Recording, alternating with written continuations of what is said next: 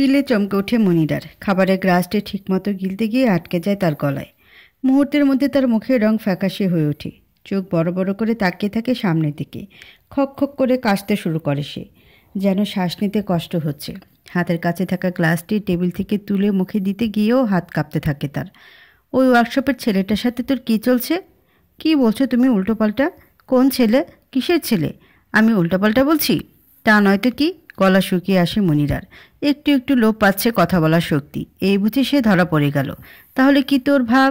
এইটুকু বলেই থেমে যায় মাহমুদ। আরও চোখে তাকায় তনয়ার দিকে। তনয়া মাত্রই তার দিকে তাকিয়েছিল, কোনো কিছু বুঝে ওঠার আগেই শুনতে পেল, ও তাহলে এইসব বানোয়াট কথা বলে ভাবি তোমার কান ভাঙিয়েছে। এইটুকু বলে স্বস্তি নিঃশ্বাস ফেলে সে। ধরা পড়ে যাওয়ার হাত থেকে বাঁচার জন্য একটা খুঁটি সে পেয়েছে। প্রেম করতে পারবি আর তোর ভাবি বললে দোষ? সবাই ঘাসে মুখ দিয়ে চলে। আচমকাই কেঁদে দেয় মনিরা। ভাতের প্লেট দূরে সরিয়ে ফুপিয়ে উঠল সে। তনয়ার দিকে নেত্রপাত করল। আমার সাথে কিসের এত শত্রুতা তোমার? তনয়া যেন আকাশ থেকে পড়ল। মানে? আমার নামে যা তা বলে এখন মানে খুঁজে পাচ্ছ না? তুমি অস্বীকার করতে পারবে ওই লম্বা করে ফর্সা ছেলেটার সাথে কিছু নেই? ওই ছেলেটার সাথে যে আমার কিছু চলছে তার প্রমাণ আছে? নাকি হিংসা করেই আমার চরিত্রের উপর কালিমা লেপন করছো? প্রমাণ তোমার হাতের ওই মোবাইলটাই যথেষ্ট। মেসেঞ্জারে ঢুকলেই তোমাদের সকল কনভারসেশন পাওয়া যাবে। আমার মোবাইল এমনি তোমার হাতে দিব। যদি কিছু না পাওয়া যায় এর ফল কিন্তু ভালো হবে না। বুকের উপর থেকে যেন বড় একটা পাথর সরেছে মনিরার। মোবাইলের প্রতিটা পার্ট উল্টে পাল্টে ফেললেও কিছুই খুঁজে পাওয়া যাবে না। তনয়া চুপ হয়ে যায় একদম। প্রতিক্রিয়া জানানোর ইচ্ছে হলো না বিন্দুমাত্র। ঠিক তখনই কানে আসে মেহেরুন্নেসার হুঙ্কার। চেঁচিয়ে ওঠেন তিনি। শেষ স্বামী স্ত্রীর নাটক। তনয়া, তুমি কি চাইছো? আমরা বাড়ি ছেড়ে চলে যাই? তনয়া ঠোঁটের কোণে নিঃশব্দে ঝরে পড়ল নিঃশ্বাসের করুণ সুর। হাঁপিয়ে উঠেছে সে। কোমল গলা জবাব দেয়, আমি এমনটা কখনো চাইনি আম্মা, আর না কখনো চাইবো। এমনটা যদি না চাও তবে আমার মেয়েটার পিছনে পড়েছ কেন? কোন পাকা ধানে মই দিয়েছে সে? শেষমেশ আমার মেয়ের চরিত্রের উপর আঙুল তুলছ? তনয়া মিথ্যে বলছে না আম্মা। তনয়া মিথ্যে বলছে না। তুই কী করে জানলি? প্রমাণ আছে তোর কাছে? প্রমাণ না থাকলেও জানি ও মিথ্যে কথা বলে না। বউ মিথ্যে বলে না। আর তোর মায়ের পেটের আপন বোন মিথ্যে বলে? তেতে উঠলেন মেহেরুন্নেসা। তখন শাড়িটা নিতে চেয়েছিল বলে এভাবে শোধ নিচ্ছ ভাবি? শাড়িটা তো তুমি নিয়েই নিয়েছো। তবে? চকিত চোখে তাকায় তনয়া। শাড়ির কথা আসতেই অবাক না হয়ে পারল না সে। এটার সাথে তো শাড়ির কোনো সম্পর্ক নেই। অথচ মনিরা কি নিপুণ দক্ষতা বিষয়টাকে শাড়ির প্রসঙ্গের সঙ্গে জুড়ে দিল গা বাঁচানোর জন্য। এক মুহূর্তে বৃতৃষ্ণায় এসে ভর করল তার মনে। কথা বাড়িয়ে নিজেকে নির্দোষ প্রমাণ করার কোনো ইচ্ছে জাগল না তার। যুক্তি তর্কের এই বৃথা খেলায় অংশ নেওয়ার মানে হয় না। তাই সে নিজেকে আড়াল করল নীরবতার চাদরে। কথা না বলাই হয়তো সবচেয়ে বড় জবাব। খাওয়া থেমে গেছে সকলেরই। কেমন একটা থমথমে পরিবেশ। তনয়া নিচের দিকে তাকিয়ে আছে। মাহমুদের মুখে রা নেই। গুনগুনিয়ে কেঁদে উঠে মনিরা। আচমকা মেহেরুন্নেসার খাবারের প্লেটটা ছুঁড়ে মারলেন মেঝেতে। পলকে চূর্ণ বিচূর্ণ হয়ে যায় সেটা। খাবারগুলো ছড়িয়ে যায় এদিক সেদিক। কেমন বাপ তুমি? আমি জানতে চাই তুমি কেমন বাপ? একজন তোমার মেয়ের নামে যাচ্ছে তাই বলে যাচ্ছে, তুমি চুপ করে আছো? ও তো তোমার অরুর জাত সন্তান। ছেলের বউ তোমার কাছে এতটা আপন হয়ে গেল, নিজের সন্তানকে পর্যন্ত চোখে লাগছে না? রাগে গজগজ করতে করতে চলে গেলেন তিনি। তনয়া, তুমি যা বলছো সত্যি বলছো তো? ব্যাপারটা সেন্সিটিভ। মনিরা যেমনই হোক আমার মেয়ে। ওর নামে মিথ্যে বললে কিন্তু আমি বরদাস্ত করব না মা। তনয়া করুণ চোখে তাকালো। পৃথিবীর সমস্ত বেদনা যেন উপচে পড়ছে তার চোখে। তার শ্বশুরের সন্দেহ মিশ্রিত দৃষ্টি তাকে বিদ্ধ করছে বারবার। তবে কি তিনি ভুল বুঝছেন তাকে? বুকের গভীরে একরাশ হতাশা চেপে ধরে সে নিঃশব্দে মাথা নিচু করল। অভিযোগহীন অথচ বিধ্বস্ত। মিনমিন করে আওড়ায়, আব্বা, আপনি ভালো করেই জানেন আমি মিথ্যে কথা বলি না। আর যাচাই বাছাই ছাড়া কারো দিকে আঙ্গুল তো কখনোই তুলব না। এবার তুমি বলো মনিরা, কিসের ভিত্তিতে তোমার ভাবি তোমার সন্দেহ করছে? নিজের উপস্থিত বুদ্ধিকে কাজে লাগায় মনিরা। কান্না থামিয়ে বলে, ছেলেটা একবার আমাকে কলেজ সম্পর্কে জিজ্ঞেস করেছিল। কোন কলেজে পড়াশোনার মান ভালো, বোনকে ভর্তি করাবে। নিজে পড়তে পারেনি তাই বোনকে উচ্চশিক্ষিত করা শখ তার। একটা অপরিচিত ছেলে হুট করে তোকে এসব জিজ্ঞেস করবে? মাহমুদকে চোখের ইশারায় থামিয়ে দেয় তনয়া। তর্ক বিতর্ক বারুক সে আর চাইছে না। তুমি বুদ্ধিমতী মেয়ে তনয়া। তোমার কাছে অন্তত এটা আশা করিনি। হুট করে কারো নামে কিছু বলা অনুচিত কাজ। লজ্জায় মাথা নুয়ে ফেলে তনয়া। সকলের কাছে কেমন ছোট হলো সে। হয়তো বা সকলে ভাবছে ননদকে সে সহ্য করতে পারে না। তাই মিথ্যে কথা রটাচ্ছে। এই ভাবনাটার জন্যই সমস্তটা চেপে রেখেছিল মনে। খালিকুজ্জামানের কথা স্পষ্ট, তিনিও এটাই ভাবছেন। নীরব কান্নার ঢেউ যেন ধীরে ধীরে প্রবল হয়ে ওঠে, অথচ সে বোবা হয়ে গেল মুহূর্তেই। খালিকুজ্জামান উঠে দাঁড়ালেন, পা বাড়ালেন রুমের দিকে। তার চলে যাওয়া দেখে তনয় আস্তে করে বলে, কোনটা সত্য আর কোনটা মিথ্যে তুমি তা ভালো করে জানো মনিরা। আজকের দিনটার আফসোস তোমায় আবার সারা জীবন না বয়ে বেড়াতে হয়। শুদ্ধতায় কথাগুলো খালিকুজ্জামানের কানে ঠিকই পৌঁছে গেল। থমকে দাঁড়ালেন তিনি, আবারও শুনতে পেলেন, ব্যক্তিগত ব্যাপারগুলো ব্যক্তিগতভাবে জিজ্ঞেস করতে হয়, পাবলিকলি নয়। হয়তো বা বোঝাতে পারতে, ভালো চেয়েছিলাম, উল্টো ভুল বুঝলো সবাই। তনয়া, আমি তো হাতের ইশারায় মাহমুদকে, ব্যাপারটার সমাপ্তি এখানেই ঘটুক।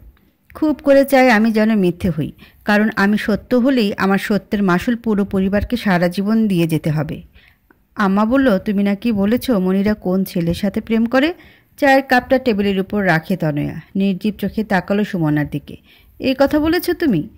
দৃষ্টি নামিয়ে এসে চাপা শ্বাস ফেলে নত সুরে বলে, আমারই ভুল আপা, এসব বলা আমার একদমই উচিত হয়নি। তনয়ার এমন দমে যাওয়া খটকা লাগে সুমনার কাছে। সত্য মিথ্যা নির্ণয় পড়ে যায় দ্বিধায়। তনয়ার চোখ অন্য কথা বলছে। আপারে, তুই এসেছিস, আমাকে তোর সাথে নিয়ে চল। কাল বলেছে আমি প্রেম করি, আরেকদিন বলবে আমি ছেলে আনি বাসায়। আমি এই অপবাদ নিতে পারবো না। চকিত চোখে মনিরার দিকে তাকায় তনয়া, চোখের তারায় বিস্ময়ের ছায়া। ভালো চাইতে গিয়ে কেমন কাটা হয়ে গেল সকলের কাছে। এক বিষয়ে বারবার বাকচিত মোটেও ভালো লাগছে না তার। আমার বোঝার ভুল ছিল মনিরা, ক্ষমা চাইছি তোমার কাছে। বেঁচে থাকতে এমন ভুল আর হবে না। তনয়াকে নত হতে দেখে পৈশাচিক আনন্দ পায় মনিরা। তার পিছে লাগা শোধ এত তাড়াতাড়ি নিতে পারবে স্বপ্নেও ভাবেনি সে। তবে সেই আনন্দ বেশিক্ষণ স্থায়ী হলো না মাহমুদের কথায়। তাহলে ভালোই হলো, আমার কলিগের সাথে বিয়ের ব্যাপারটা নিয়ে নিশ্চিন্তে এগোনো যাবে। এখনই বিয়ে করতে প্রস্তুত নয় মনিরা, নিজের পড়াশোনা শেষ করতে চায় সে। মাহমুদ পুনরায় বিয়ের কথা তুলতে সে রেগে মেগে দরজা আটকে রুমে বসে রইল। দরজার কড়া নাড়ে সুমনা। প্রথমবারে সাড়া না দিলেও দ্বিতীয়বারে সাড়া দেয় সে। আপা, তুই ভাইয়াকে বোঝা, আমি এখনই বিয়ে করব না, আমি আরও পড়াশোনা করতে চাই। ভাইয়াকে বল ওর বউয়ের কথা শুনে আমাকে জোর না করতে। তুই আগে দরজা খোল, তোর সাথে আমার দরকারি কথা আছে। কেঁদে কুটে একাকার মনিরা, ফোলা ফোলা চোখ আর নাকের ডগা লাল, ফুপিয়ে উঠছে বাদে বাদে। দরজা খুলিয়ে লুটিয়ে পড়ে সুমনার বুকে। আপা, আমি এখন বিয়ে করতে চাই না, পড়তে চাই আমি। মনিরাকে টেনে নিয়ে খাটের উপর বসায় সুমনা। আদর করে চোখের পানি মুছে দেয় সে। বড় বোন মানেই মায়ের আরেকটা ছায়া। ছেলেটা সম্পর্কে মাহমুদ আমায় বলেছে, কোনো বাজে অভ্যাস নেই, প্রতিষ্ঠিত ছেলে, ভালো জায়গায় উঁচু পোস্টে কর্মরত আছে। সবসময় কি এত ভালো সম্বন্ধ পাওয়া যায়? আমি বিয়ে করব না, ভাবি আমি সহ্য করতে পারে না, তাই তো খারাপ কথা রটিয়ে আমায় বিদায় করতে চাইছে। ভাবি ওর মাথাটা পুরো খেয়ে ফেলেছে। তনয় তো বলল ও ভুল করেছে, ক্ষমাও চাইলো। তাহলে সবসময় সব দিক মিলিয়ে ভালো সম্বন্ধ পাওয়া যায় না, ভালো ছেলে মিলানোও দুষ্কর। তুই আমার হয়ে ওদের কিছু বলতে এসেছিস নাকি ওদের হয়ে ওকালতি করতে এসেছিস? ভাবি তোর মাথাটাও চিবিয়ে খেয়েছে, তাই না? সুমনা দীর্ঘশ্বাস ফেলল। মুনিরাকে বোঝাতে বোঝাতে ক্লান্ত সে, তারপরও হাল ছাড়ল না। আবারও অব্যর্থ চেষ্টা চালায় সে। আমি কারো হয়ে ওকালতি করছি না, শুধু তোকে ভালোটা বোঝানোর চেষ্টা করছি। নিজের ভালোটা বুঝতে শিখ। তাছাড়াও তুই রাজি না হলে কিন্তু সবাই ধরে নিবে তোর সম্পর্ক আছে, এটাই চাইছিস তুই? আমি পড়াশোনা করতে চাইছি, আর কিছু না। কেন বুঝতে পারছো না তোমরা? চিৎকার করে ওঠে মুনিরা। পিঠে মাথায় হাত বুলিয়ে দেয় সুমনা। মুনিরার মতো তার রেগে গেলে চলবে না, তাকে বোঝাতে হবে ঠান্ডা মাথায়। ওরা তো তোকে পড়াশোনা করাবে, শিক্ষিত ছেলের বউ তো শিক্ষিতই হবে। ছেলেও দেখতে মাশাল্লাহ। মাহমুদ ছবি পাঠিয়েছে আমায়, একটাবার দেখ তুই। মোবাইল থেকে ছবিখানা বের করে মুনিরার সামনে রাখি সুমনা। পুনরায় বলল, সব কিছু ঠিকঠাক আছে, তুই ওদের সামনে যা একটা বার। তোর ভালো না লাগলে আমি নিজে সমস্তটা সামলাবো। আর তাছাড়াও পাত্রপক্ষের সামনে গেলেই কি বিয়ে হয়ে যায়? সকলের চাপের মুখে শেষ পর্যন্ত রাজি হয় মনিরা। তবে স্পষ্ট শর্ত জুড়ে দেয়, পাত্রকে দেখার পর যদি মনে না ধরে তবে সেখানেই সমাপ্তি টানতে হবে সবকিছু। কোনো প্রকার জোর জবরদস্তি কিংবা বাড়তি আলোচনা সে মেনে নেবে না। পরদিন সন্ধ্যায় দুজনের সাক্ষাতের বন্দোবস্ত হয়। শামীম একাই আসবে, মনিরাকে দেখবে, তবে কোনো আনুষ্ঠানিকতা থাকবে না। এটি নিছকই এক পরিচয়ের সুযোগ, যেখানে কেউ কারো প্রতি দায়বদ্ধ থাকবে না। যদি দুপক্ষেরই মন সায় দেয় তবেই পরিবারের বড়রা পরবর্তী সিদ্ধান্ত নিয়ে এগোবে। অন্যথায় এই অধ্যায়ের সমাপ্তি এখানেই। 2 দিন হয় সবার থেকে দূরত্ব বজায় রেখে চলছে তনয়া। গুটিয়ে নিয়েছে নিজেকে। বিশেষ করে খালিকুজ্জামানের মুখোমুখি হতে চায় না সে। কেউ কিছু জিজ্ঞেস করলে হা হো উত্তর দিয়ে হাঁপ ছেড়ে বাঁচে সে। কাজের সময়টা বাদ দিয়ে বাকি সময়টা সে নিজেকে ঘরবন্দি করে রাখে, যেন কেউ কিছু বলতে না পারে। মেহমান যেহেতু আসবে, নীরবে ঘর দুয়ার পরিষ্কার করার কাজে লেগে পড়ে তনয়া। নিজের মতো করে করতে থাকে সব কিছু। সারাদিন ঘর দুয়ার পরিষ্কার পরিচ্ছন্ন করে ক্লান্ত হয় সে। ঘরের প্রতিটা কোণা এখন ঝকঝকে তকতকে। একা হাতে সব কিছু করতে গিয়ে সারাদিনে দুদণ্ড জিরোবার ফুরসত পায়নি সে। গোসল সেরে কোনো রকম দুমুঠো খেয়ে আবারও লেগে পড়ে কাজে। সাক্ষাতের পরিসর ছোট হলেও আয়োজনের পরিসর ছোট নয়। ভারী খাবারের আয়োজন না করলেও নাস্তার আয়োজন চলছে। ঠাঁই পেয়েছে নানা রকম ভাজা পোড়া। প্রচণ্ড শীতেও ঘেমে নিয়ে একাকার তনয়া। 2 চুলোয় তেলের কড়াই বসানো। সমান তালে চলছে ভাজা পোড়ার কাজ। একা একা সামলে উঠতে না পারলেও কারো কাছে সাহায্য চাওয়ার ইচ্ছেটুকু তার নেই। Singara, chicken nuggets, fish ball, samucha আরও কয়েক পদ আইটেম ভেজে রাখা হয়েছে।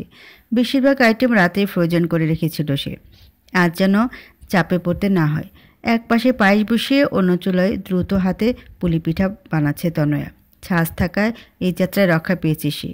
একটু আরামও হয়েছে তার। কষ্ট করে আর বেলতে হচ্ছে না। মনিরাকে নিয়ে এতক্ষণ ব্যস্ত ছিল সুমনা। রান্নাঘরের দিকটায় আসার সময় করে উঠতে পারেনি। সময় ঘনিয়ে আসতেই সে এলো। এত এত আইটেম দেখে চক্ষু চরক কাজ। এত কিছু কখন করলে তুমি? এক পলক তনয়া সুমনার দিকে তাকিয়ে আবারও নিজের কাজে মন দেয় তনয়া।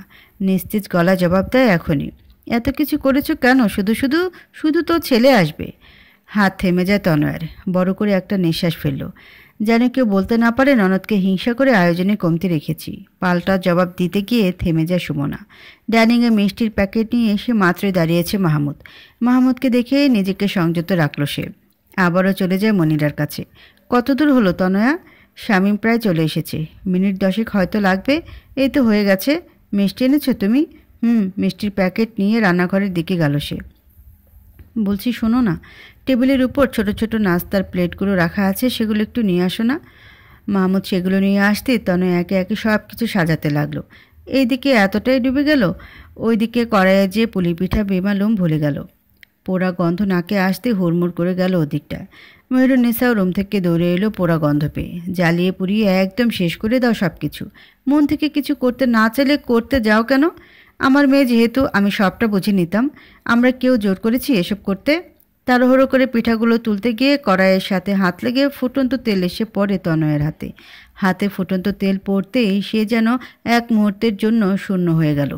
প্রচণ্ড জ্বালা, তীব্র ব্যথায় পুরো শরীর কেঁপে উঠল। মনে হলো আগুনের শিখা সরাসরি তার ত্বককে গ্রাস করছে। জ্বালা পোড়া অনুভূতি হতেই সাথে সাথে এক গগন বিদারী চিৎকার দিয়ে ওঠে সে। ও মাগো! চোখ দিয়ে আপনা আপনি পানি ঝরতে লাগলো। তনয়ের আর্তনাদ এতটাই প্রখর ছিল, সকলে রান্নাঘরের দিকে ছুটল। মাহমুদ এসে আগলে নিল তাকে। কল ছেড়ে তনয়ের হাতে পানি দিতে লাগলো অনবরত। ব্যথার তীব্রতায় সে হাতটা ঝটকা দিয়ে সরিয়ে নিতে চাইলেও পারল না। একটা অসহ্য ঝাঁকুনি ছড়িয়ে পড়ল সারা বাহুতে। চোখ দিয়ে টপ টপ করে পানি পড়ছে, কিন্তু সেটা কষ্টের না, নিচক যন্ত্রণা সহ্য করতে না পারার ফল। গরম তেলের দায় এখনও চামড়ার গভীরে ছড়িয়ে যাচ্ছে, যেন কেউ ধারালো কিছু দিয়ে টানতে টানতে খুঁচিয়ে দিচ্ছে পোড়া অংশটুকু। মাহমুদের ঠান্ডা পানি দিয়ে ব্যথা কিছুটা কমানোর চেষ্টা করলেও ক্ষতস্থান যে জল জল করে জ্বলে উঠছে আরও বেশি। হাতের চামড়া লাল হয়ে ফুলে উঠেছে ধীরে ধীরে। তনয়া ফুপিয়ে ফুপিয়ে কাঁদছে, তবুও চিৎকার চেপে রাখতে পারছে না। শব্দগুলো কাঁপা কাঁপা হয়ে বের হচ্ছে। উফ, সহ্য করতে পারছি না। টুথপেস্ট লাগিয়ে দে, তাড়াতাড়ি জ্বালা পোড়া কমবে। পোড়া জায়গায় এসব লাগানো নিষেধ আব্বা। তাহলে আমি ফার্মেসি থেকে গিয়ে মলম নিয়ে আসি। পোড়া জায়গায় বেশ যত্ন নিয়ে মলম দিয়ে দিচ্ছে মাহমুদ। কাঁদতে কাঁদতে তনয়ার চোখ মুখ ফুলে উঠেছে। ক্ষতস্থানে যখনই আঙুলের স্পর্শ লাগছে তনয়া তখনই আর্তনাদ করে উঠছে। ভালো হয়ে যাবে মা, কেঁদো না। এত তাড়াহুড়োর কি আছে? দেরি হলে হতো, এখন যে কষ্ট পাচ্ছ। কলিং বেল বেজে ওঠে। তনয়া কাঁচাতে কাঁচাতে বলে, তিনি বোধহয় চলে এসেছেন, তোমরা আপ্যায়নের ব্যবস্থা করে ফেলো। সকলের মন নরম হলেও মেহেরুন্নেসার মন নরম হলো না তনয়ের অবস্থা দেখে। মুখ ভ্যাংচান তিনি, বিড়বিড় করে আওড়ালেন, আর যেন কোনো কাজে হাত দিতে না হয়, তাই তো এসব নাটক। সবই বুঝি, বয়স তো আর হাওয়ায় বাড়েনি। কথাখানি স্পষ্ট সকলেই শুনতে পেল। সুমনা অবাক চোখে তার মায়ের দিকে তাকালো। এতটা পাষণ্ড হতে তার মাকে সে কখনো দেখেনি। তনয়ার তখনকার বলা কথার মর্মার্থ সে এখন বুঝতে পারল। যে রাগ সে মনে চাপা দিয়েছিল, সে রাগ রূপ নেয় সহানুভূতিতে। খালেকুজ্জামান চোখ গরম করে তাকালেন মেহেরুন্নেসার দিকে। চাপা সুরে ধমকে উঠলেন তিনি, মেয়েটার হাত পুড়ে গেল কতখানি। এসব তোমার নাটক মনে হয়? একটু মানুষ হও, মানুষের মতো আচরণ করো। মেহেরুন্নেসার কথায় মনটা বেশি ওঠে তনয়ের। হাতের যন্ত্রণার থেকেও কথার আঘাতের যন্ত্রণা যেন প্রবল হয়ে উঠল। ক্ষতের দিকে চেয়ে আপন মনে বলে ওঠে, হাত সুন্দর রাখতে গেলে ভালো বউ হওয়া যায় না, ভালো বউ হতে গেলে হাতের নমনীয়তা থাকে না। আমি আমার ক্যারিয়ার বিসর্জন দিলাম, হাতের নমনীয়তাও হারালাম, তারপরও ভালো বউ হতে পারলাম না। ঝলসে যাওয়া হাত নিয়ে উঠে চলে যায় তনয়া। বিষাক্ত মানুষগুলোর সাথে থেকে মনের যন্ত্রণা বাড়ানোর বিন্দুমাত্র ইচ্ছে তার নেই। হাতের যন্ত্রণা কিছুক্ষণ পরেই সেরে যাবে, কিন্তু মনের যন্ত্রণার ভার বয়ে বেড়াতে হবে আজীবন। ভালো সন্তান হতে গিয়ে ভালো স্বামী হতে পারলাম না। বউর চোখে তো অপরাধী, নিজের চোখেও নিজে অপরাধী আমি যে স্বয়ং আল্লাহর কাঠগড়ায় আসামি। বউর কথা উঠবোস করা মানুষ তুই। ভালো স্বামীদের তালিকা করলে তো 1 নম্বরে তোর নাম থাকবে। কথা পিঠে বাড়ায় না মাহমুদ। পুনরায় কলিং বেল বাজতেই সে সদর দরজার দিকে এগিয়ে গেল। তোমার সমস্যা কি জানো আম্মা? সময় এবং পরিস্থিতি কিছুই তুমি বুঝতে চাও না। বিখ্যাপ্য একটা বলে বসো। সারাদিন মেয়েটার খাটুনির পর তোমার এই কথাগুলো বলা সেজেছে তনয়াকে?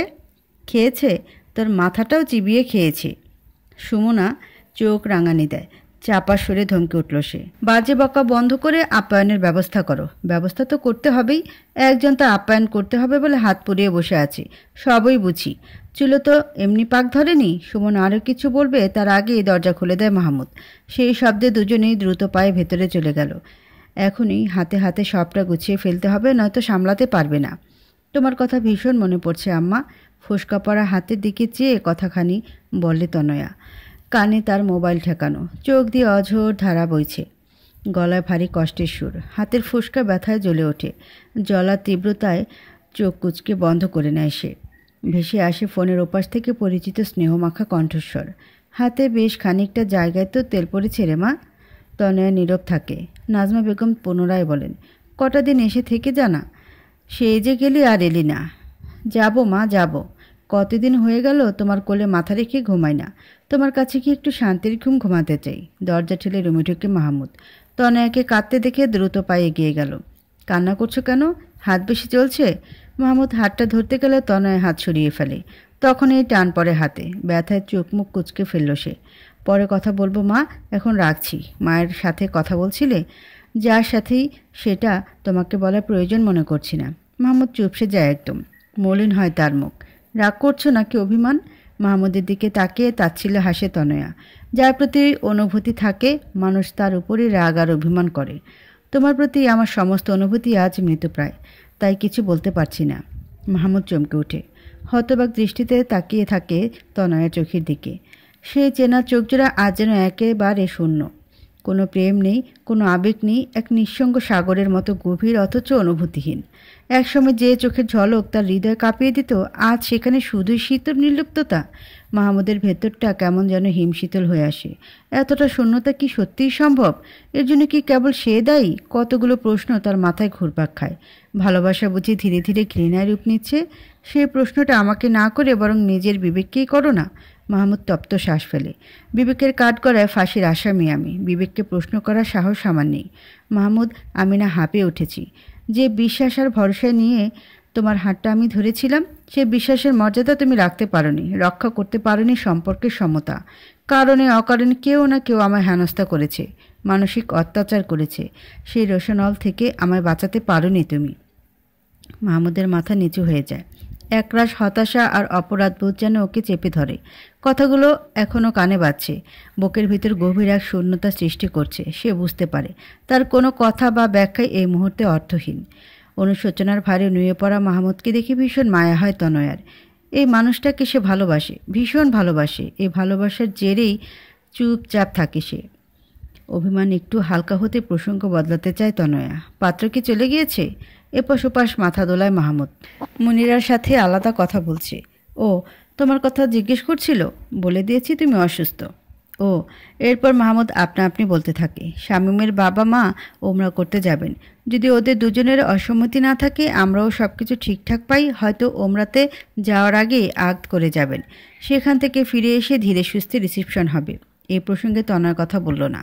কি থেকে কি বলে ফেলবে আর কে শুনে নিবে, পরে বাঁধবে লঙ্কাকাণ্ড। এর থেকে ভালো চুপ থাকা। আব্বা যে মলমটা নিয়ে এসেছেন সেটা দিয়ে দেই। তার প্রয়োজন নেই, আমি দিয়েছি, তবু একটি দিয়ে দেই। মাহমুদের চোখে চোখ রাখে তনয়া। এই চোখে অনুশোচনা, প্রেম আর আবেগ থাকলেও নেই প্রতিবাদের ভাষা। 4 দেয়ালের ভেতরে যে প্রেমটুকু দেখাও, 4 দেয়ালের বাইরে প্রথম থেকেই যদি একটু প্রতিবাদ করতে, তবে আজকের এই পরিস্থিতি তৈরি হতো না। হয়তোবা। মাহমুদ মলম নিয়ে এলো। মানা করা সত্ত্বেও বেশ যত্ন করে আলতো হাতে ফোসকা পড়ার জায়গায় লাগিয়ে দেয়। মায়ের দোয়া যেভাবে ঝড়ের গতিতে কবুল হয়, বদ্দও তেমন। আম্মা একটু অন্যরকম। ভেবেছিলাম প্রথম প্রথম তাই হয়তো তোমাকে মেনে নিতে আম্মার কষ্ট হচ্ছে, তাই বকাঝকা করে। একটু সময় দিলে সব ঠিক হয়ে যাবে, তোমার প্রতি মায়া জন্মাবে। সেই মুহূর্তে প্রতিবাদ থাক, সামান্য কিছু বললেও হয়তো আরও ঘেটে যাবে সব কিছু। তোমার প্রতি বিরূপ একটা। আমি কটা দিন একটু মায়ের কাছে যেতে চাই। মাহমুদকে থামিয়ে কথাখানি বলে তনয়া। মাহমুদের এই এক অজুহাত বারবার শুনতে শুনতে ভীষণ ক্লান্ত সে। যেও তবে হাতখানা ভালো হওয়ার পরে। কেন? কেউ যেন বলতে না পারে অসুস্থ হয়েছে বলে বাপের বাড়ি পাঠিয়েছি তোমায়। এখানেই বা কেন থাকবো? পোড়া হাত নিয়ে রান্নাবান্না করে খাওয়ানোর পর কথা শোনার জন্য? এই হাত নিয়ে এক গ্লাস পানিও তুমি ঢেলে খাবে না? রান্না তো অনেক দূরের কথা। তোমার মা আর বোনের কথার বানে আমায় পিষ্ট করার জন্য? সেটা বরং আমাকেই বুঝে নিতে দাও। তো সত্যি এ বিয়েতে অমত নেই তো? তনয়ার মুখে ভাতের লোকমা তুলে দিয়ে মনিরাকে প্রশ্নটা করে মাহমুদ। মনিরা এপাশ ওপাশ মাথা দুলিয়ে না বলল। তুই খুঁচিয়ে খুঁচিয়ে বারবার একই প্রশ্ন করছিস মেয়েটাকে? নাক মুখ কুচকে প্রশ্ন করলেন মেহরুন্নেসা।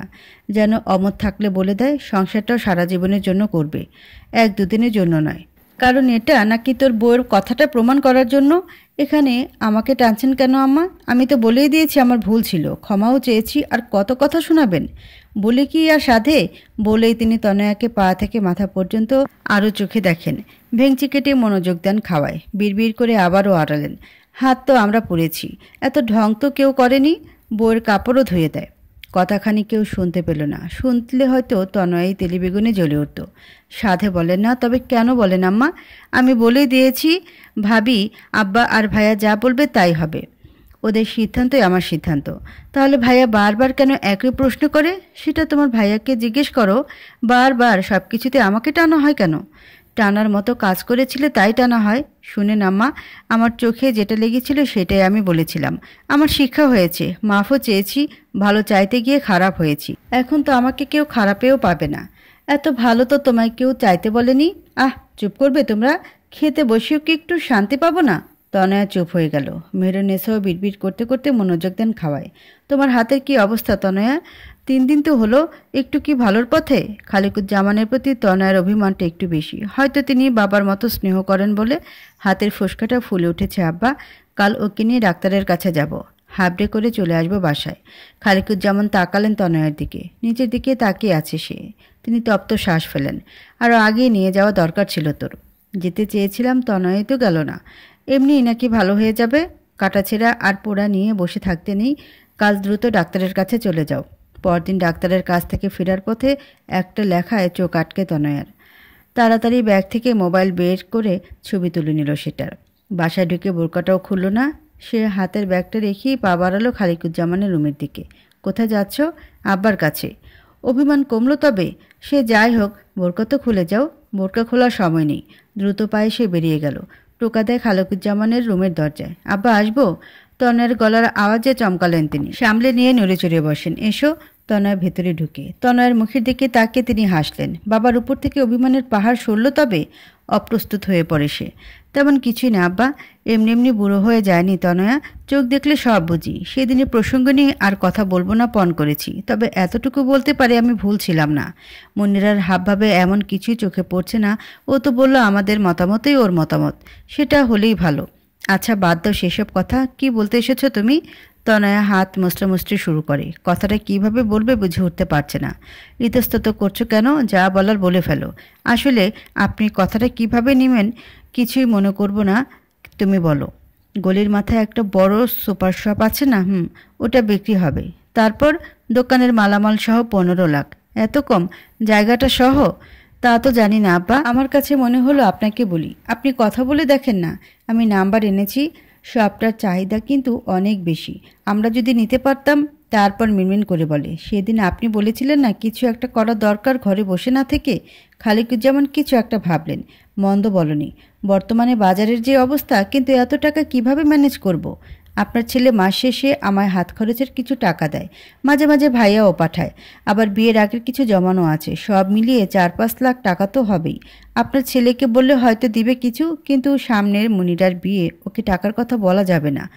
আপনার পেনশনের থেকে কিছু টাকা নিয়ে যদি আমরা সবটা নেই। আমার পেনশনের টাকা?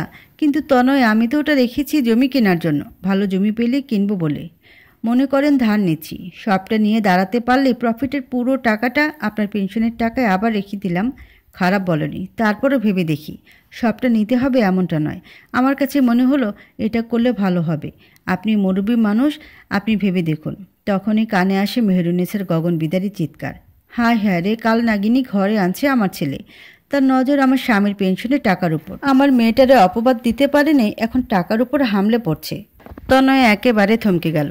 মেহেরুন্নেসার মুখে এমন কটু কথা শুনবে কল্পনাও করেনি সে। তাকে কেন এত কুৎসিত আর বিদঘুটের নাম দেওয়া হচ্ছে বুঝতে পারছে না। মনে হচ্ছে চারপাশে সব কিছু তালগোল পাকিয়ে গেছে। আপনি সব কী বলছেন আম্মা?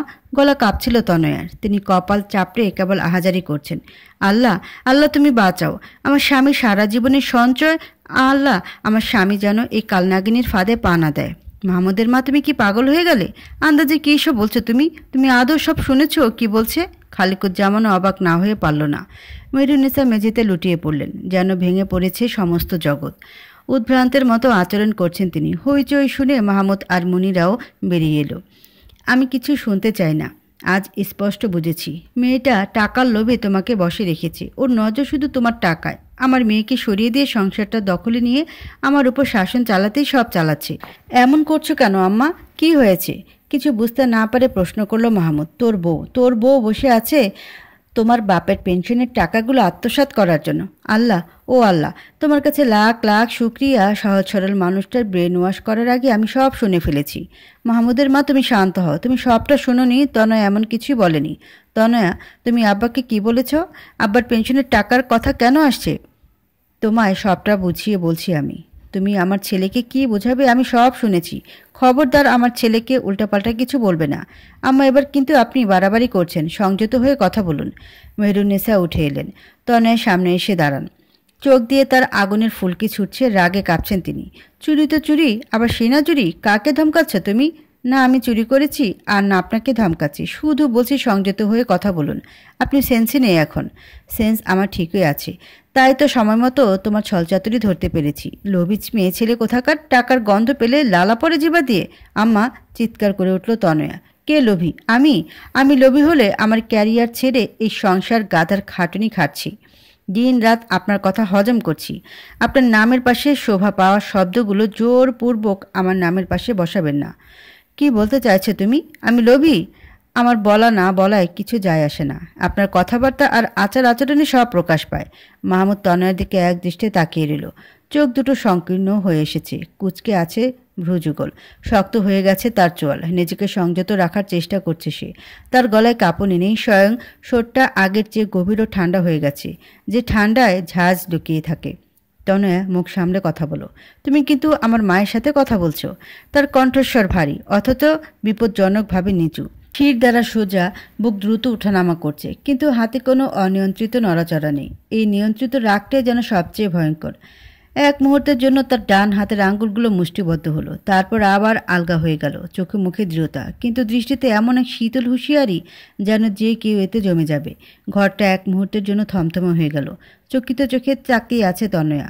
মাহমুদের এমন রাগী দৃষ্টি তাকে অবাক করে দিচ্ছে। তোমার এই গলার জোর এতক্ষণ কোথায় ছিল? খুব শান্ত গলায় জানতে চাইল তনয়া। মাহমুদ অগ্নি দৃষ্টিতে তার দিকে তাকিয়ে। আমি জানতে চাইছি তোমার এই গলার জোর এতদিন কোথায় ছিল? চিৎকার করে উঠল সে। রাগে থরথর করে তার শরীর কাঁপছে। তুমি তার মাকে লোভী বলে আখ্যায়িত করবে আর সে চুপ থাকবে? মা যে তার বউকে কালনাগিনী লোভী বলে আখ্যা দিল সে বেলায়? টলমল চোখে মেরুন্নাথের দিকে চেয়ে ক্লান্ত কণ্ঠে ফিরতে প্রশ্ন করে তনয়া। এক পা দুই পা করে এগিয়ে মাহমুদের মুখোমুখি এসে দাঁড়ায় সে। রাগে দপদপ করে জ্বলতে থাকা মাহমুদের চোখ জোড়া নিবন্ধ করে তার টলমল চোখ। আমার যখন কথাগুলো বলল তখন গায়ে লাগেনি তোমার? তখন রাগ হয়নি তোমার? লোভীকে আমি? এই লোভীকে? মাহমুদের কলার চেপে ধরে তনয়া। খালিকুজ্জামানকেও তোয়াক্কা করল না সে। এক কোণে গুটিসুটি হয়ে দাঁড়িয়ে আছে মুনিরা। ভয়ে গলা দিয়ে কোনো শব্দ বের হচ্ছে না তার। ড্রয়িং রুমটা যেন ছোটোখাটো রণক্ষেত্রে পরিণত হয়েছে। তনয়া অতর্কিত মাহমুদের কলার চেপে ধরতেই চমকে উঠল। মেহেরুন্নেসা যেন আকাশ থেকে পড়লেন। বিস্ময়ে হা হয়ে গেল তার মুখ। এই অসভ্য মেয়ে, তোমার সাহস তো কম না? তোমার শ্বশুর এখানে দাঁড়িয়ে আমি আছি, তুমি আমার ছেলের কলার ধরো? এই সাহস তোমায় কে দিয়েছে? আমাদের স্বামী স্ত্রীর মাঝে আপনি নাক গলাবেন না। তেতে উঠলেন তিনি। ফুঁসতে ফুঁসতে বললেন, মাহমুদের বাবা দেখলে তুমি? তোমার সামনে আমায় কিভাবে বলল, তারপরও তুমি কিছু বলবে না? সঙ্গের মতো দাঁড়িয়ে থাকবে? তনয়ের এমন রণমূর্তি দেখে অবাক চোখে তাকিয়ে আছেন খালিকুজ্জামানও। সব কিছু ছেড়ে ছুড়ে যেন আজ তার রাগটে প্রাধান্য পাচ্ছে বেশি। গ্রাহ্য করছে না কাউকেই। হয়তো দরজার বাঁধ ভেঙেছে, নয়তো চুপ থাকতে থাকতে দেয়ালে পিঠ ঠেকেছে। আমার এখানে কিছুই বলার প্রয়োজন মনে করছি না। আজকাল তোমরা নারীরাই তো সর্বেসর্বা। সংসারে পুরুষদের তোমরা গণায় ধরো, নাকি তাদের কথার দাম দাও? দুটো ধমক আর একটু চেঁচিয়ে মনে করো তোমরাই সংসারের সব, তোমাদের কথাতেই পুরুষরা চলবে। খালিকুজ্জামানের কথার দিকে ধ্যান নেই তনয়ের। সে কেবল মাহমুদের কাছ থেকে উত্তর চায়। কি হলো, উত্তর দিচ্ছ না কেন? আমি বললাম অমনি গায়ে লেগে গেল? তোমার মা যে আমায় আগে বললো সে বেলায় গায়ে লাগেনি? হাত পুড়িয়ে রান্নার পরও হাজার কথা হজম করেছি। একা হাতে সংসারটা গুছিয়ে রাখার পরও তোমার মায়ের রোষানলে দগ্ধ হয়েছি বারংবার। তখন তোমার গলার জোর কোথায় ছিল? মায়ের বদদোয়া লেগে যাবে, বোর হাজারি লাগবে না? তনয়া থামল, হাত ছাড়িয়ে নিল কলার থেকে। তখনই নজর গেল ফোসকা পড়া জায়গাটায়। কখন যে চাপ লেগে ফোসকাটা গলে গিয়েছে টের পায়নি সে। হয়তোবা রাগের কাছে যন্ত্রণাও ঘেঁষতে পারেনি। দিনের পর দিন তুমি চুপ ছিলে। মায়ের বয়স হয়েছে, মা হ্যান মা ত্যান এসব বলে গা বাঁচিয়ে চলেছ। হাতটা মাহমুদের সামনে ধরে তনয়া, চোখের ইশারা করে হাতের দিকে। মাহমুদের চোখ সেদিকে যেতেই আটকে উঠল সে। কাল সারাদিন খাটুনির পরে যখন হাতে গরম তেল পড়ে তখন তোমার মা কি বলেছিল মনে আছে? তখন তো তোমার মায়ের বলা বন্ধ করতে পারোনি। তোমার গলা এমন জোর ছিল না। কোনো দিন তোমার মায়ের করা অন্যায় প্রতিবাদও তুমি করতে পারোনি। কেন? আমি পরের মেয়ে তাই? আজ আমি একটু বললাম অমনি গায়ে ফোসকা পড়ে গেল? বলতে বলতে ক্লান্ত হয়ে পড়েছে তনয়া, গলা শুকিয়ে এসেছে, শ্বাস ভারী হয়ে উঠেছে তার। 3 বছরের চেপে রাখা রাগ অভিমান সব উগলে দিচ্ছে একসাথে, যেন এতদিন ধরে জমে থাকা আগুন আজ আর আটকে রাখা সম্ভব হচ্ছে না। আজ তুমি তোমার মায়ের চোখে সুপুরুষ হলেও মনে রাখবে স্ত্রীর চোখে তুমি কাপুরুষ। এক চলে তোমার সব দাঁত ফেলে দিব তনয়া। আমার ছেলেকে উল্টাপাল্টা কিছু বললে আমি কিন্তু সহ্য করব না। এই, আমি আপনাকে চুপ থাকতে বলেছি না? একদম চুপ থাকবেন। আমাদের মাঝখানে একটা নিঃশ্বাসও ফেলবেন না। 3 বছরে অনেক বলেছেন, আজ আমার পালা। মেহরুন্নেসা তেরে আসতে নিলে তনয়া আরও গর্জে ওঠে। যেখানে আছেন সেখানেই থেমে যান। আপনার নারী নক্ষত্র সব আমার মুখস্থ। আপনার বিয়ের পর দাদির সাথে কি করেছেন সব জানি। আপনার শাশুড়ির সাথে করা ব্যবহারটা আমি আপনাকে ফিরিয়ে দিতে পারতাম, সেটাই উচিত হতো আপনার জন্য। আফসোস, মায়ের দেওয়া শিক্ষার জন্য আমি সেটা করিনি। মাহমুদ সহ হতভম্ব উপস্থিত সকলেই আজ এক অন্য তনয়াকে দেখছে তারা। রাগের উত্তাপ এতটাই যে সকলের বলা বন্ধ হয়ে গেল। মাহমুদ কেবল এক আকাশসম বিস্ময় নিয়ে দেখছে, যেন তার এতদিনে চেনা তনয়া আর আজকের তনয়ের মধ্যে আকাশ পাতাল পার্থক্য। আমি কখনো জবাব দিয়েছি, কখনো চুপ থেকেছি, কারণ আমারও মা আছে, ভাইয়ের স্ত্রী আছে। ভাই দেশে নেই। আমি যা করব তা হয়তো আমার মায়ের সঙ্গেও হতে পারে। তোমার মা কিছু না জেনে এত কথা বললেন। তিনি কি জানেন আমি আব্বার সাথে কি নিয়ে কথা বলেছিলাম? আর আব্বা কি এতটাই বোকা যে অকারণে তার সব টাকা আমাকে দিয়ে দেবেন? জ্ঞান দিতে এসেছে। আমার মেয়ের চরিত্রে কলঙ্ক লাগাতে চেয়েছিল। তাকে মনে হয় এমনি এমনি ছেড়ে দিব? বুঝবে কি করে সন্তানের নামে কিছু বললে মায়ের কেমন লাগে? সন্তানের মর্ম বোঝার ক্ষমতা আছে নাকি? বাজা মেয়ে একটা, 3 বছর হয়ে গেল এখনো নাতি নাতনির মুখ দেখাতে পারলে না আমায়। তনয়া শীতল চোখে মেহরুন্নেসার দিকে তাকালো। বাজা মেয়ে শব্দটা এতটাই বিষাক্ত যে তনয়ার অস্তিত্ব বরাবর আঘাত করে। কোনো মেয়েকে মানসিকভাবে তিলে তিলে মেরে ফেলতে এই একটা কথাই যথেষ্ট। তনয়া অপেক্ষা করলো মাহমুদের, তার উত্তরের। 1 মিনিট 2 মিনিট এমন করে কয়েক মিনিট না উত্তর পাওয়া গেল না। নত মস্তকে দাঁড়িয়ে আছে কেবল। তনয়া মেহরুন্নেসার চোখে চোখ রাখে, বিদ্রুপের সুর টানে গলায়। সে কি মাহমুদ, তুমি তোমার মাকে বলনি সমস্যাটা যে তার ছেলের মধ্যে? আচমকেই থমকে গেল পরিবেশ, যেন একটু আগে ঝড় বয়ে গেছে, সবকিছু এলোমেলো করে দিয়ে গেছে তার তাণ্ডবে। অথচ কিছুক্ষণ আগেও চিত্রটা ছিল ভিন্ন। দাবার চাল ছিল উল্টো দিকে। ঘর জুড়ে নেমে এসেছে এক অদৃশ্য আধার। বাতাস ভারী হয়ে উঠছে, চারপাশের শব্দ যেন হারিয়ে গেছে। কেবল নীরবতাই গুঞ্জন তুলছে। কেউ কিছু বলছে না, অথচ নিস্তব্ধতার মাঝেই যেন অসংখ্য অনুচ্চারিত শব্দ ঘুরে বেড়াচ্ছে, বিস্ময়, অভিমান আর একরাশ অনিশ্চয়তা। মেহরুন্নেসা ধীরে ধীরে এগিয়ে এলেন। মাহমুদের চোখ মুখ হাতড়ে দেখলেন উদ্বিগ্ন ভঙ্গিতে। নিজের দোষ ঢাকতে তুর্ব মিথ্যে বলছে, তাই না রে? তার কাঁপা কাঁপা কণ্ঠস্বরে চিন্তার ছাপ স্পষ্ট। মাহমুদ মায়ের হাত দুটো বুকের ওপর এনে চেপে ধরল। এক অদ্ভুত হাসি খেলে গেল তার চোখে মুখে। তারপর একটি মাত্র শব্দ উচ্চারণ করল, না। মেহরুন্নেসা 2 কদম পিছিয়ে গেলেন। উদ্ভ্রান্তের মতো আপন মনে বিড়বিড় করতে লাগলেন, না না, আমার ছেলের কোনো সমস্যা নেই, সে সুস্থ সবল বলিষ্ঠ পুরুষ, ওর কি করে সমস্যা থাকবো? এই মেয়ে মিথ্যা বলছে। মেহরুন্নেসার কথা তার ছেলের হাসি ফুটল তনয়ের মুখে। দুনিয়া উল্টে যাক, তবু ছেলের বউয়ের দোষ ধরা ছাড়া আপনি কিছুই দেখবেন না, তাই তো? খালেকুজ্জামান উত্তেজিত কণ্ঠে বলে উঠলেন, কি সমস্যা মাহমুদের? ডাক্তার কবে দেখিয়েছ তোমরা? চিকিৎসার কথা কিছু বলেনি, আর এতদিন আমাদের জানালে না কেন? তার কণ্ঠস্বর কাঁপছিল, যেন একসঙ্গে হাজারো চিন্তা তাকে আচ্ছন্ন করে ফেলেছে। চোখে মুখে উদ্বেগের ছাপ, পুরো কুচকে গেছে, ঠোঁট কাঁপছে অজান্তি। তনয়া ক্লান্ত দৃষ্টিতে খালিকুজ্জামানের দিকে তাকিয়ে নিঃসঙ্গ হাসলেন। সব প্রশ্নের উত্তর না হয় আপনার ছেলেই দিক। আমার কথার প্রয়োজন ফুরিয়েছে এই সংসারে। হনহনিয়ে রুমের দিকে এগিয়ে গেল সে। কয়েক মুহূর্তের মধ্যে ফিরে এলো পার্স আর মোবাইল হাতে। তার বোরকা আগে থেকেই গায়ে ছিল। আব্বা, আমি যখন মুনিরার ব্যাপারটা নিয়ে কথা তুললাম, তখন আপনাদের উচিত ছিল তাকে জেরা করা, সত্য মিথ্যা যাচাই করা, কিন্তু আপনারা তা না করে উল্টো আমাকেই দোষ দিলেন। আমি হয়তো কিছু একটা বুঝেছিলাম। যাই হোক, দোয়া করি আমি যেন ভুল প্রমাণিত হই। তারপর মুনিরার সামনে গিয়ে দাঁড়ালো তনয়া। কোনটা সত্যি আর কোনটা মিথ্যে সবচেয়ে ভালো জানো তুমি। আমার দোষ দিয়ে তোমার মা যে বড় মুখ করে তোমাকে ডিফেন্ড করেছে, সেই মুখ সর্বদা অক্ষুণ্ণ রেখো। শেষবারের মতো বাসাটা এক পলক দেখে নিল সে। প্রতিটা কোণায় তার ছোঁয়া লেগে আছে। 3 বছরে একটু একটু করে গড়ে তোলা এই সংসারটা তার স্বপ্ন, ভালোবাসা আর পরিশ্রমের ফসল। দেয়ালের রং থেকে জানালার পর্দা, খাটের চাদর, সোফার কুশন, সব কিছুতেই তার স্পর্শ। বুক সেলফের তাকে সাজানো বই থেকে রান্নাঘরের তাকে রাখা মশলার কৌটাগুলো পর্যন্ত সে নিজ হাতে গুছিয়েছে, যেন সংসারের উষ্ণতা টিকে থাকে। তার হাতের ছোঁয়ায় গড়ে তোলা সংসারটা নিঃশব্দে তার গল্পগুলো ধরে রেখেছে। আজ সেই গল্পে শেষ অধ্যায় লেখার সময় হয়ে এসেছে। সংসারে সেই উষ্ণতা কেবল পরিণত হবে স্মৃতিতে। তার ঠোঁট কেঁপে উঠল, কণ্ঠস্বরে কোনো আবেগ নেই, শুধু শূন্যতা। আপোষ করতে করতে আমি ক্লান্ত, ধৈর্যের বাঁধ ভেঙেছে, হাঁপিয়ে উঠেছি, এবার শেষটা আমি নিজেই টানছি। এই সংসারে আমার কোনো প্রয়োজন নেই, কোনোদিন ছিলও না। আমার স্বাদের সংসারের ইতি আমি এখানেই টানলাম। তালাকনামা পাঠিয়ে দিও, তোমার মায়ের পছন্দসই কাউকে ঘরে তোলো। মাহমুদ হতবম্ব, সে কিছু একটা বলতে গিয়েও থেমে গেল। তার মুখে কোনো ভাষা নেই, চোখে মুখে যেন ধাক্কা খাওয়া এক অপরাধীর অসহায়তা। খালাকুজ্জামান যেন বিশ্বাস করতে পারছিলেন না। কী সব পাগলামি তনয়া? ঠোকাঠুকি তো সব সংসারই হয়, তাই বলে এমন সিদ্ধান্ত নেবে? পাগলামি করো না। আমি আমার সিদ্ধান্ত জানিয়ে দিয়েছি আব্বা, অবুজের মতো পাগলামি করো না। তনয়া ধীরে মাথা নাড়ল। অনুরোধ করবেন না আব্বা, আমি রাখতে পারবো না, খারাপ লাগবে আমার। তাই বলে নিজের হাতে গড়া সংসারটা এভাবে ফেলে চলে যাবে? এই সংসারটা আমার কখনো ছিলই না। খালিকুজ্জামান কথা খুঁজে পেলেন না। তনয়া দরজার দিকে এগিয়ে গেল। পেছনে পড়ে রইল এক নিঃশব্দ সমাপ্তি।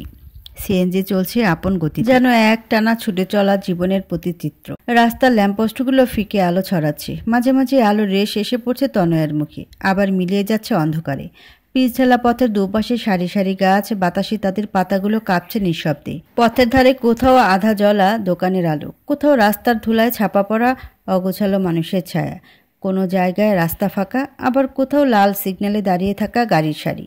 সিএনজির ইঞ্জিনের একটানা শব্দ কানে বাজছে, মাঝে মাঝে পাশ কাটিয়ে যাওয়া বাসের কর্কশ হর্ন কেটে দিচ্ছে রাতের নিস্তব্ধতা। আকাশে মেঘের আনাগোনা, চাঁদের আলো মাঝে মাঝে উকি দিচ্ছে, আবার ঢেকে যাচ্ছে ধূসর অন্ধকারে। চারপাশের জগৎটা যেন চলমান, কিন্তু তনয়ের জন্য সব থমকে আছে। একটা শূন্যতা ছড়িয়ে আছে তার চারপাশে। তনয় অনুভব করছে ড্রাইভার বারবার তাকে দেখছে, কিন্তু সে কোনো প্রতিক্রিয়া দেখায় না। তার দৃষ্টি স্থির, অনুভূতিগুলো যেন অবশ হয়ে গেছে। পোড়া হাতটা তার নিজের কাছেই এখন এক সাধারণ চিহ্ন, তবু অন্য চোখে সেটা যেন একটা প্রশ্নচিহ্ন হয়ে দাঁড়ায়। সে জানে কিছু ক্ষত থাকে যা কেবল শরীরে নয়, মনের গভীরেও দাগ ফেলে যায়, যার ব্যথা কেউ দেখতে পায় না, কেউ বোঝে না। একটা কথা জিগাই আপা? বাইরে থেকে দৃষ্টি ফেরায় তনয়া। নিস্তেজ গলা জবাব দিল, বলুন, আপনার হাতের পোড়া দাগটা কিসের? হাতটা আড়াল করার চেষ্টা করে তনয়া। ফিচেল হেসে পুনরায় উত্তর করল, ও কিছু না, আমার অসতর্কতার ফল। ড্রাইভার সামনে দৃষ্টি স্থির রাখে, নিজেই বলতে থাকে, বছরখানিক আগে আমার ছোট বোনটারে বিয়ে দিছিলাম। যৌতুকের জন্য ওরা আমার বোনটারে রোজ মারত। আমার বাপ মা নাই, আর্থিক অবস্থার কথা চিন্তা করে বোন আমারে কিছু বলে নেই, চুপচাপ অত্যাচার সহ্য করত। একদিন এমন মারছে সরকারি হাসপাতালে, আমার বোনটা আজ 15 দিন ধরে ভর্তি, কেউ দেখতেও আসে নাই। ড্রাইভারের গলা ধরে আসে। দেখতে না পেরেও তনয় স্পষ্ট বুঝতে পারল লোকটার চোখে পানি। আমার জন্য ও আর ওর জন্য আমি ছাড়া আমাদের আর কেউ নেই। সিএনজি চালাতে পারি আপা, কিন্তু বোনটার কোনো শখ আমি অপূর্ণ রাখি নেই। সারা গায়ে মারের কালশেটে দাগ, আমার বোন আমারে ফেরত দিয়ে দিত। এত মারল কেন? মামলা করেন নেই? বোন দেয় না তাই বলে নীরবে। থেমে যায় তনয়া। সেও তো নীরবেই সব সয়েছে। মানুষের মতো দেখতে হলেও সবাই মানুষ হয় না, তাই কোনো মেয়ের শরীরে আঘাতের চিহ্ন দেখলে আমার ভয় হয়। বোনটার কথা মনে পড়ে। ড্রাইভারের কথা থেমে গেলে চারপাশ আরও ভারী হয়ে উঠল, যেন নীরবতাই এখন সবচেয়ে প্রবল ভাষা। সিএনজির একটানা গুঞ্জন, বাতাসের ফিসফিসের শব্দ, সব মিলিয়ে যেন একটা চাপা বিষাদ ছড়িয়ে পড়েছে তার ভেতর বাইরে। তার চোখ দুটো কেবল শূন্য দৃষ্টিতে সামনে তাকিয়ে রইল। দুজনের যন্ত্রণার মাঝে মিল নেই, আবার কোথাও না কোথাও ভীষণ মিল রয়েছে। তনয়ার নিঃশ্বাস ভারী লাগছে, কিন্তু সে সেটা চেপে রাখলো। ভেতরে এক চাপা ঝড় বইছে। ড্রাইভারের সিটে বসা কোনো এক ভাগ্যবতীর ভাইকে দেখে তনয়ার মনে পড়ে যায় নিজের ভাইয়ের কথা। সে দ্রুত মোবাইল বের করলো, কল করলো তার ভাইয়ের নাম্বারে। 2 বার রিং হতে রিসিভ হলো। কেমন আছিস? কোথায় থাকিস তুই? এতক্ষণ লাগলো কেন রিসিভ হতে? ও পাশে হাসির শব্দ শোনা যায়। বোনের পাগলামিতে হেসে লুটোপুটি খাচ্ছে ভাই। আমার খোঁজ খবর নিস না তাই একটু শাস্তি দিলাম। খবরদার আজই শেষ। এমন ভুল আর কখনো করবি না। চেষ্টা করবি আমি কল করার আগে রিসিভ করার। থতমত খেয়ে যায় তপু। মাথা চুলকে বলে, কল করার আগেই রিসিভ করে কেমনে? আমি অত কিছু জানি না, তুই এটাই করবি এখন থেকে। আচ্ছা আচ্ছা, এখন বল কেমন আছিস তুই? প্রশ্নটা এড়িয়ে যায় তনয়া। পাল্টা প্রশ্ন করে তপুকে, আমি যদি সারা জীবনের জন্য বাড়িতে চলে আসি তোরা কি আমায় তাড়িয়ে দিবি? সে কি কথা, তাড়িয়ে দেব কেন? তপু থেমে গেল। কিছু একটা ভাবল সে। চোখ মুখ কঠিন হয়ে আসে তার। চাপা সুরে বলল, ও বাসায় কিছু হয়েছে? কেউ কিছু বলেছে তোকে? মাহমুদ কিছু বলেছে তোকে? তনয়া উত্তর দেয় না, চুপ করে থাকে। তনয়ার উত্তর না পেয়ে তপু অস্থির হয়ে পড়ল। উত্তর দিচ্ছিস না কেন তনু? কে কি বলেছে তোকে আমায় বল, নাকি তোর শাশুড়ি? তপুকে থামিয়ে দিল তনয়া। তুই শুধু জেনে রাখ আমি বাড়ি যাচ্ছি। কেন আর কিসের জন্য যাচ্ছি এটা কখনো জানতে চাইবি না। মাকে কল করে জানিয়ে দে আমি বাসার কাছাকাছি আছি। আমাকে দেখলে যেন কোনো প্রশ্ন না করে। কেউ একটা প্রশ্ন করলে আমি বাসায় ঢুকবো না। এমন কোথাও যাবো যেন সারা জীবন আমাকে খুঁজে না পাস। খট করে মোবাইল কেটে দিল তনয়া। থ মেরে বসে রইল সে। ড্রাইভার পিছু ফিরে একবার তনয়াকে পরখ করে মনোযোগ দেয় নিজের কাজে। মিনিট 15 পার হতেই তনয়ার বাসার সামনে সিএনজি থামলো। সিএনজি থেকে নেমেই ভাড়া বাবদ একটা 1000 টাকার নোট ড্রাইভারকে দিল। আপনার বোনের জন্য ফলমূল কিনে নিয়ে এটা দিয়ে। ড্রাইভার নিতে অস্বীকৃতি জানায়। এটার দরকার নেই আপা, শুধু দোয়া করবেন ওর জন্য। রেখে দেন। আপনার বোনকে বলবেন এক বোন আজ থেকে তাকে মোনাজাতে রাখবে, সে যেন ভেঙে না পড়ে। বাসার পরিবেশটা গুমোট হয়ে আছে। এক অদ্ভুত নীরবতা বিরাজ করছে সেখানে। মুষলধারে বৃষ্টি হওয়ার আগে আকাশের মতো ভারী। বাতাস নেই, গরম নিঃশ্বাস যেন ঘরটাকে আরও বন্ধ করে দিয়েছে। ঘরের কোণে কোণে এক ধরনের অস্বস্তি ভেসে বেড়াচ্ছে, যেখানে নিঃশব্দ চাপা কষ্ট জমে থাকে। বাতাসে তাজা কোনো অনুভূতি নেই। সব কিছু গাঢ়, যেন প্রাণের সকল গতি থেমে গেছে। সব কিছু স্তব্ধ, নিস্তেজ। রাত প্রায় 8:30। 4 প্যাকেট বিরিয়ানি নিয়ে বাসায় ফিরে মাহমুদ। মুখোমুখি হয় খালিকুজ্জামানের। তিনি বাঁকা চোখে মাহমুদকে পা থেকে মাথা পর্যন্ত পরখ করলেন। হাতে বিরিয়ানির প্যাকেট দেখে বেশ অবাক হলেন তিনি। বিস্মিত কণ্ঠে জিজ্ঞেস করলেন, তোমার হাতে বিরিয়ানির প্যাকেট? প্যাকেটগুলোর দিকে তাকিয়ে ম্লান হাসে মাহমুদ। সবার মনস্কামনা পূর্ণ হয়েছে, সেই খুশিতে আনলাম। কঠিন হয়ে এলো খালিকুজ্জামানের মুখায়ব। রাগে হাত জোড়া মুষ্টিবদ্ধ করে নিলেন। তাতে দাঁত পিছিয়ে পড়লেন। জানো আর একটা। মাহমুদ কথাখানি গায়ে মাখল না। বিরিয়ানির প্যাকেট টেবিলের উপর রেখে মেহেরুন্নেসার কাছে যায়। এশার নামাজ শেষ করে সেখানে বসেই তসবিহ জপছেন তিনি। মাহমুদকে কাছে আসতে দেখে বিস্তর হাসলেন। একটু চেপে জায়গা দিলেন মাহমুদকে বসার জন্য। মাহমুদ বসার বদলে গুটি গুটি হয়ে শুয়ে মেহেরুন্নেসার কোলে মাথা রাখল। তিনি আলতো করে মাহমুদের চুলে বিলি কেটে দিচ্ছেন। আম্মা, আমি সিদ্ধান্ত নিয়েছি তনয়াকে ছেড়ে দিব। এরপর তুমি যাকে পছন্দ করবে সেই মেয়েকে বিয়ে করব। বিশ্বজয়ের হাসি যেন ঢেউ খেলে গেল মেহেরুন্নেসার ঠোঁটের কোণে। এক অদ্ভুত তৃপ্তিতে তার বুক ভরে উঠল। এটাই তো চান তিনি। তার কথা মেনে চলবে সবাই, বিশেষ করে তার একমাত্র ছেলে। তিনি যেমন বলবেন ঠিক তেমনই চলবে সংসারের নিয়ম। ছেলের বউ যেন তার চোখের ইশারে উঠে বসে। তার কথায় হাসি কাঁদে। ছেলে যেন মায়ের ইচ্ছার বাইরে কোনো কিছুই না করে। তার হ্যাঁতে হ্যাঁ আর নাতে না মিলিয়ে চলবে। ওসবের দরকার নেই। তার চেয়ে আমার কথা শোন। দেমাগ দেখিয়ে চলে গিয়েছে, ভালো হয়েছে। বাপের বাড়ির মানুষের লাথি উষ্টা খেয়ে ঠিকই আবার ফিরে আসবে। পরেরটা আমি বুঝে নিব। এত কিছুর মাঝে তিনি বেমালুম ভুলে গেলেন মাহমুদের শারীরিক সমস্যার কথা। ঠিক ভুলে যাননি। তিনি মানতে নারাজ। তার দৃঢ় বিশ্বাস রিপোর্টে কোনো ভুল আছে। আবার বিয়ে করব? না, থাক, দরকার নেই। যদি সে বউয়ের সাথেও এমন করো, বারবার তো বিয়ে করা সম্ভব না। বরং তনয়াকে তালাক দিয়ে ভবঘুরে হয়ে যাব। সব তোমার হাতে থাকবে, তুমিও খুশি থাকবে। আমার কথা ভাবতে হবে না কাউকে। মেহেরুন্নেসা হতভম্ব হয়ে গেলেন। তিনি ভেবেছিলেন সব কিছু তার হাতের মুঠোয় ছিলেও তার ইচ্ছে মতো চলবে, কিন্তু না, তার ধারণা পুরোপুরি ভুল। চট করে উঠে দাঁড়ায় মাহমুদ। আঙ্গুল চালায় এলোমেলো চুলের ভাঁজে। খপ করে ধরে মেহরুন্নেসার হাত। তিনি চকিত চোখে তাকালেন। ছেলের চোখ মুখ অন্যরকম, ভাব ভর্তি বোঝা মুশকিল। তারপরও মাতৃচক্ষু বুঝতে চাইল, কিন্তু ব্যর্থ হয়। মেহরুন্নেসাকে টানতে টানতে ড্রয়িং রুমে এনে দাঁড় করায় মাহমুদ। গলা খেকিয়ে ডাকে মনিরাকে। মনিরা, মনিরা, দেখ আমি কি নিয়ে এসেছি। কারোর সাথে কথা বলছিল সে। মাহমুদের ডাকে কেঁপে ওঠে তার শরীর। হাত ফসকে মোবাইল নিচে পড়ে যায় ভয়ে। মোবাইল নিচ থেকে তুলে বালিশের নিচে রেখে কোনো রকম দৌড়ে সে উপস্থিত হয় সেখানে। কি ভাইয়া? শুকনো ঢোক গিলে সে। মনিরার দিকে চেয়ে চমৎকার হাসে মাহমুদ। দ্রুত পায়ে রান্নাঘরে গিয়ে দুটো প্লেট হাতে ডাইনিং টেবিলের সামনে এসে দাঁড়ায়। প্যাকেট খুলে 2 প্লেটে বিরিয়ানি নিল। ভাইয়ের জীবন নরক বানিয়ে দেওয়াটা উদযাপন করবি না? তাড়াতাড়ি আয়, ঠান্ডা হয়ে যাচ্ছে তো। সাবলীল কণ্ঠ তার। ঠোঁটের কোণে লেগে আছে এক চিলতে হাসি। মনিরা মায়ের দিকে তাকালো। দেখল তিনিও কর্তব্য বিমূঢ় হয়ে দাঁড়িয়ে আছে। ছেলের উদ্ভট আচরণে স্তব্ধ। আহ মা, দাঁড়িয়ে আছো কেন? নিজের পেটের ছেলের জীবনটা নরক বানিয়ে দেওয়া কি চারটেখানি কথা? এতদিন কষ্ট করলে, আজ একটু আনন্দ করবে না? আসো আসো, উদযাপন করো। মেহরুন্নেসা একেবারে স্থির হয়ে গেলেন। শরীরটা যেন পাথরের মতো ভারী হয়ে আসছে। হাত পা যেন আর নড়তে চায় না। মাহমুদের এক একটা কথা শানিত ছুরির মতো এসে বুকে বিচ্ছে। হৃদয়ের গহীনে বিষ ঠেলে দিচ্ছে বারংবার। চোখের সামনে সব কিছু ঝাপসা হয়ে আসছে তার।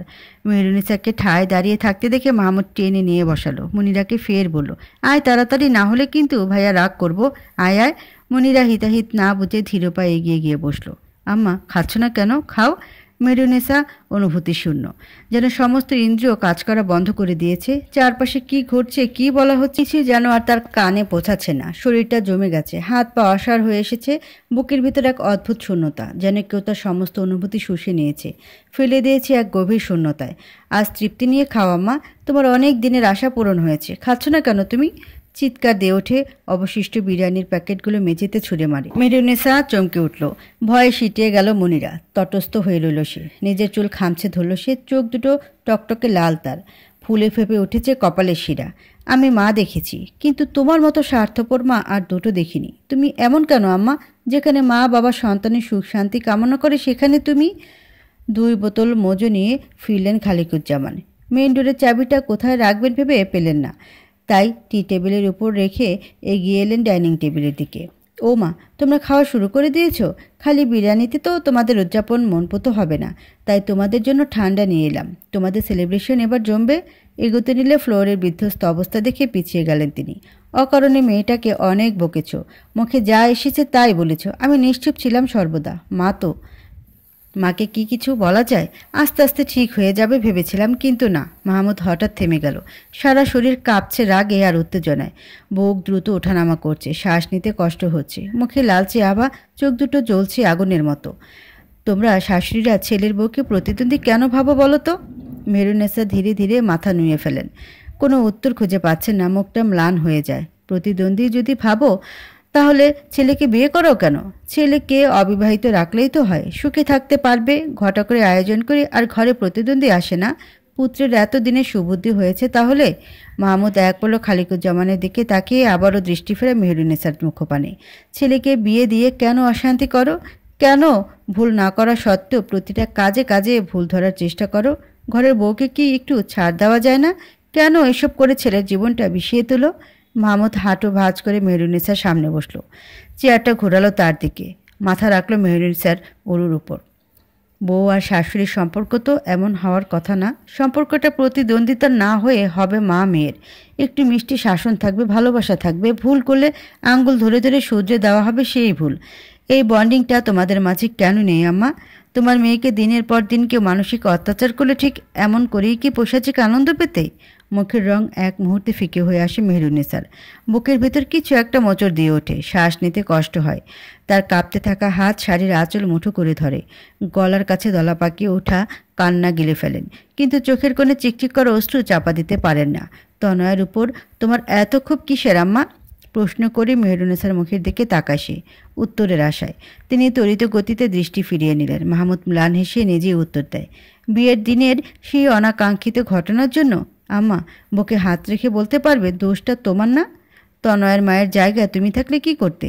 তিনি তো তোমায় প্রথমে কিছু বলেননি। বাড়তি মেহমান কিভাবে আপ্যায়ন করবেন সে চিন্তায় উদ্গ্রীব ছিলেন। দল বেঁধে অতিরিক্ত মানুষ নিয়ে যখন যাচ্ছিলে মাথায় কি একবারও আসেনি মেয়েটার বাবা নেই? মাহমুদ পুনরায় মাথা রাখে মেহেরুন্নিসার উরুতে। মানুষ মন কত বিচিত্র, তাই না আম্মা? তোমার মন পাওয়ার জন্য চাকরি ছাড়লো মেয়েটা, তোমাকে বিশ্রাম দিয়ে সংসারের সমস্ত দায়িত্ব নিজের কাঁধে নিল, সবাইকে ভালো রাখার দায়িত্ব নিল, কিন্তু তোমার মন পেল না, তার ত্যাগ তোমার চোখে পড়ল না, সংসারের প্রতি একাগ্রতা আত্মনিবেদন তোমার মন ছুঁতে পারল না। অথচ অনাকাঙ্ক্ষিত কি না কি ঘটেছে সেটা তোমার মনে একেবারে আস্তানা গেড়ে বসে আছে। অনর্গল বলে যায় মাহমুদ, তারপর হঠাৎ থেমে গেল। গলা শুকিয়ে এসেছে। দীর্ঘদিনে জমে থাকা যন্ত্রণার ভার যেন এক একটি শব্দের সঙ্গে ধীরে ধীরে ঝরে পড়ছে। তবু বলা তৃষ্ণা মিটছে না। বুকের গভীরে এক তীব্র ক্লান্তি জড়ো হচ্ছে, যেন প্রতিটি উচ্চারিত শব্দ তার শক্তি শুষে নিচ্ছে। তবুও থামা যাবে না, থামা চলবে না, আজ তাকে বলতে হবে। আজ যদি না বলে হয়তো আর কখনো বলা হবে না।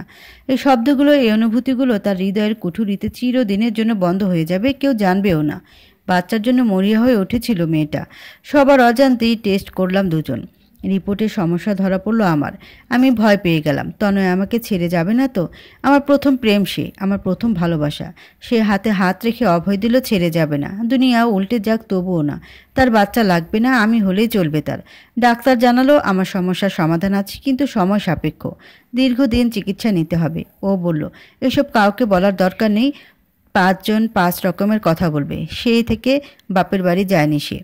বাচ্চা লাগবে না, আমি হলেই চলবে বলা মেয়েটা বলে বসলো ডিভোর্সের কথা। আমাকে তার চাই না। ক্যান ইউ ইমাজিন আম্মা, ঠিক কী পরিমাণ মানসিক অত্যাচার তুমি তাকে করেছো যে সে আমাকে ছাড়তে চাইছে? বলতে বলতে টেবিলের কোণায় থাকা গ্লাসটা নিয়ে ভেঙে ফেলে সে। গ্লাসের একটা ভাঙা অংশ ধরে হাতের উপর, যেন এখনই সে আত্মহত্যা দিয়ে ফেলবে। মাহমুদের এহেন আচরণে দিক বিদিক শূন্য হয়ে পড়েন মেহেরুন্নিসা। চোখে মুখে ভেসে ওঠে আতঙ্ক, ভীতি আঁকড়ে ধরে ওকে। মনিরা একচোটে মাহমুদের পেছনে এসে দাঁড়ায়। ভয় হাত পা কাঁপছে তার। কাঁপা কাঁপা সুরে বলল, ভাইয়া পাগলামি করিস না, ওটা ফেলে দে। আব্বা ভাইয়াকে বোঝান না। খালিকুজ্জামান কোনো প্রতিক্রিয়া দেখালেন না। পূর্বের জায়গায় স্বাভাবিক ভঙ্গিতে দাঁড়িয়ে রইলেন। স্ত্রীর প্রতি অন্যায় হওয়া দেখেও চুপ থাকা ব্যর্থ স্বামী আমি। তার চোখে চোখ রাখতে পারি না। যে কারণে পৈশাচিক আনন্দ পেয়ে রাতে শান্তির ঘুম ঘুমাও তুমি, ঠিক এই কারণে অপরাধবোধে ভুগে নির্ঘুম রাত কাটে আমার। গ্লাসের টুকরোটা হাত থেকে ফেলে হনহনিয়ে নিজের রুমে চলে যায় মাহমুদ। শব্দযোগে বন্ধ করে দরজা। শব্দ প্রকট এতটাই ছিল কেঁপে ওঠে মেহেরুন্নিসা। অজানা আতঙ্ক হানা দেয় অন্তরে। অপ্রত্যাশিত এক দৃশ্য ভেসে ওঠে চোখে, মোচড় দিয়ে ওঠে বুক। ছুটে গেলেন মাহমুদের রুমের সামনে। শরীরের সর্বশক্তি দিয়ে ধাক্কাতে লাগে দরজা। মাহমুদ, মাহমুদ, বাবা আমার দরজা খুল, আমার ভুল হয়েছে বাবা, তুই যা বলবি আমি তাই শুনবো। উল্টাপাল্টা কিছু করিস না বাবা, আমার মানিক তুই, তোর কিছু হলে আমি বাঁচব না। মাহমুদ ফিচেল হাসে, নির্জীব গলায় জবাব দেয়, ভয় পেও না আম্মা, আত্মহত্যা করব না। ভালো স্বামী না হতে পারি, তবে খারাপ সন্তান নই। তোমাদের প্রতি দায় দায়িত্ব পালন করার জন্য হলেও আমাকে বেঁচে থাকতে হবে। মাহমুদের কথা স্বস্তি পেল, ভয় কমল না তার। মাহমুদের মা, আজকের পরেও যদি তোমার বিবেক জাগ্রত না হয় তবে বুঝে নিও তোমার বিবেক মরে গিয়েছে। তুমি তখন আর মানুষের কাতারেই পড়ো না।